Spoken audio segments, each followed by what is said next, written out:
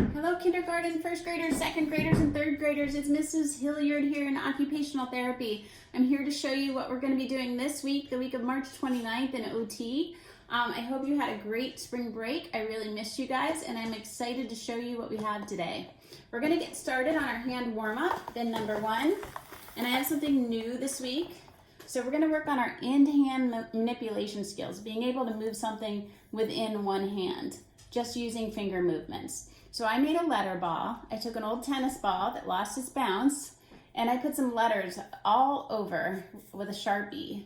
And we're going to practice finding letters with our thumb. So we're working on identifying letters and also our motor skills. So what I want you to do is just call out a letter. So I'm going to say letter A, and I have to turn the tennis ball with my fingers in my hand to get my thumb on letter A. There it is, letter A. I found it.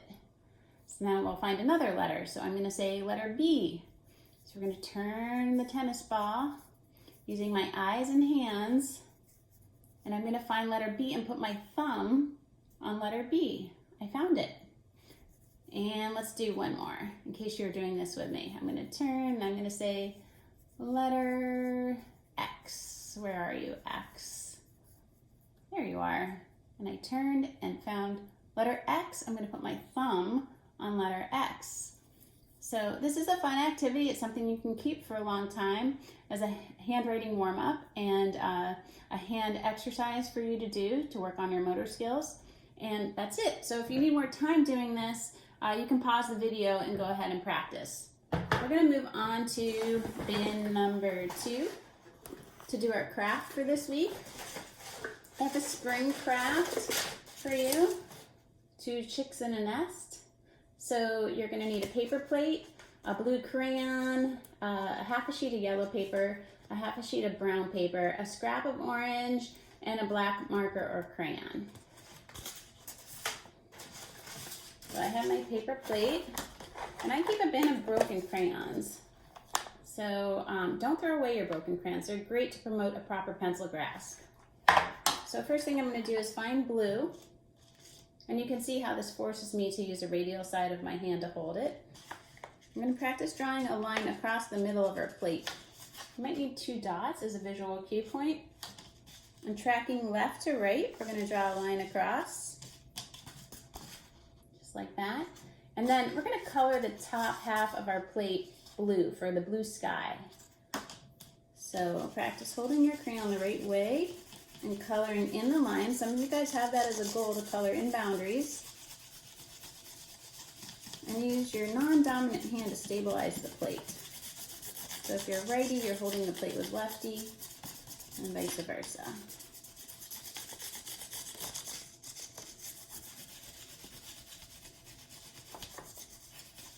So make sure you cover all the white.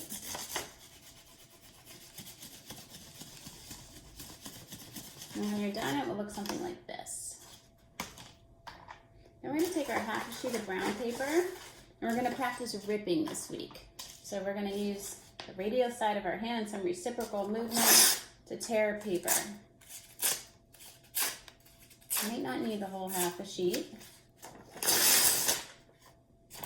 Practice tearing. I don't know about you guys, but I have birds' nests in my yard. So exciting to watch the babies hatch, and it's definitely a sign of spring, which is very nice. I'm going to rip one more strip. There's this little one, and you guys can rip with me. That should be good. Then we're going to take our glue stick, whoop, this way, and we're going to put glue all over the bottom half of our plate to make the nest.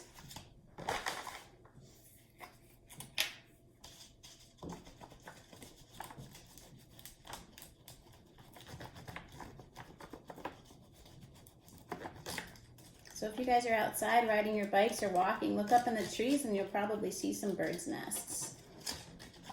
And then you'll have your very own spring decoration as well when we're done. So the bottom half is covered with glue. You can see the purple. And we're going to stick on our brown paper scraps.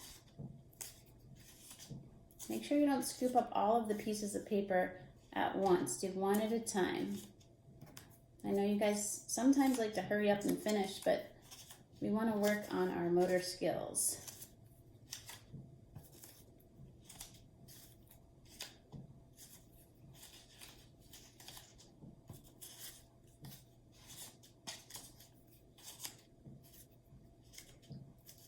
And you can make this craft your own if you want to add some real sticks from outside, or if you have straw, or even paper shreddings if you have a shredder at home.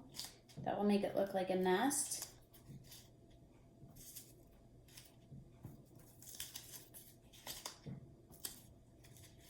And you can use some cotton balls if you want to add clouds in the sky. So however you want to make this your own, you can. All right, we have a bird's nest. All right, now we're gonna make our birds. So you'll need a half a sheet of yellow paper. We're gonna practice folding first. So hold it vertically in front of you. Take the bottom corners of your paper, match them up to the top corners, and push down to make a crease. So when you're done, it will look like a card. Now we're gonna draw a circle. So I have a template. I just used a lid to a spice container to draw a perfect circle. But if you can draw a circle all by yourself, you can go ahead and do that. When you're done, it will look like that. Grab your scissors. Make sure you're holding them the right way. Your thumb should be in the little hole. Practice cutting up to the ceiling a couple times to coordinate the shoulder elevation with the open and close pattern of your hand. And when you cut your circle, make sure you guys are turning your paper. The circle, it's kind of a constant turn as you move your way around the shape. And that's how you stay on the line. When you're done, you'll have 2 circles.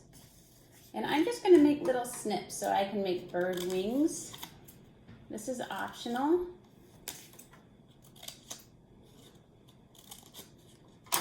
And I have 2 chicks. So I'm gonna put them in my nest. You might need X's for glue so you know where to put them.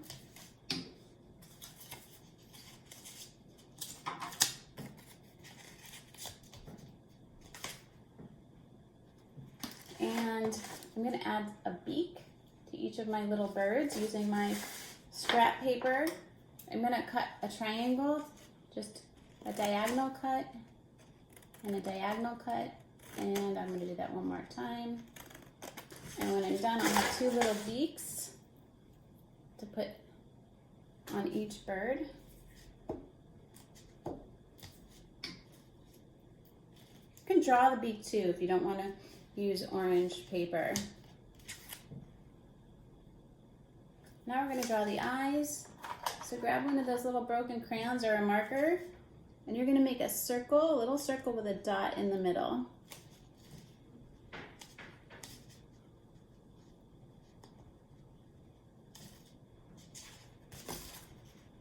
Just like that.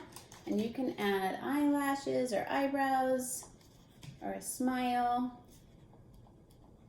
If you have feathers at home, you can decorate your birds with feathers. And that's our craft for this week. So we'll clean up our scraps and we're going to move on to writing. So I have a little poem that I found online. It's called I'm a Little Chick by Dr. Jean Warren. Let me clean this up. And I'll read it to you first.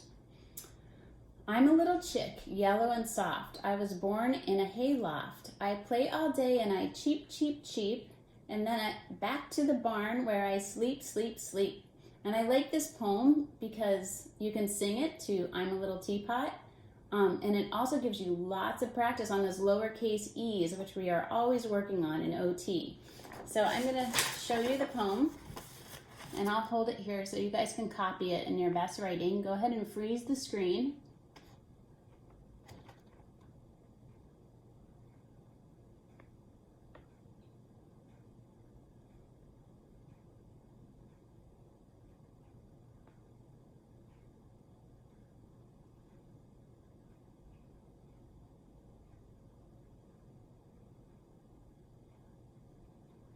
All right, so hopefully you're keeping your letters on the line or in the yellow on your high right paper. and you're using a finger space or a space stick to space out your words if you need to. Don't forget your commas and your periods. And if you want to draw this little guy at the bottom when you're done, you can do that too. And I just want to show you one thing. People who struggle with their E's, I'm going to see if I can show you an E the way we do it in OT. So we use a Handwriting Without Tears program for verbal cues for letter formation. So when you make your E, you're starting here, you're hitting the ball away and then go around the bases. So it's hard for me to write holding my paper up, but it's away and around the bases. Away and around the bases. So you guys can go ahead and practice that on your own a couple times so you can make some really good lowercase e's.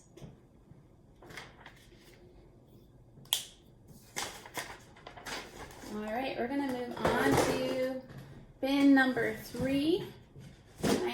I have button snaps and zips too, but if you want to do those, there's another video on my YouTube site for preschool that covers those. So we're just going to work on shoe tying for school agers.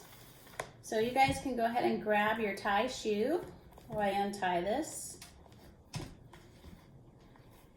And make sure the top hole is open because we need to plug in our laces.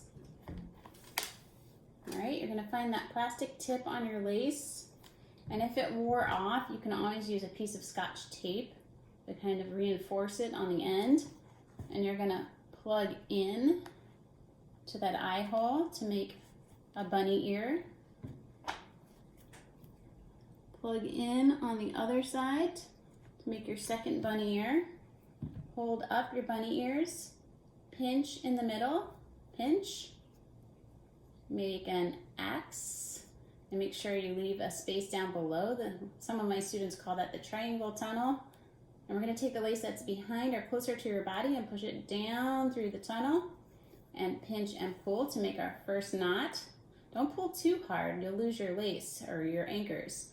Pull your laces up again, pinch in the middle, pinch in the middle.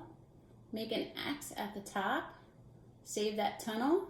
The lace that's behind or closer to your body is going to go down through the tunnel, pinch and pull. And you tied your shoe. And I like this knot because this does not come untied like the standard shoe tying method. But I will show you standard shoe tying before we leave in case you're working on that type of tying. So bring your laces all the way up with big arms and just let them fall to crisscross. Pull your laces up and look for that X. And again, we're saving a tunnel under here. The lace that's behind or closer to your body goes down through the tunnel. Pull to make your first knot. You're going to make one bunny ear. Make sure you leave a big long tail. You're going to take the second lace and you can put a marker dot here or tie a knot. It's going to fly around the loop, down through the tunnel, and pinch and pull. And that's standard shoe tying. So thanks for joining me today. I hope you guys have a great rest of your day, and I will see you in our next session.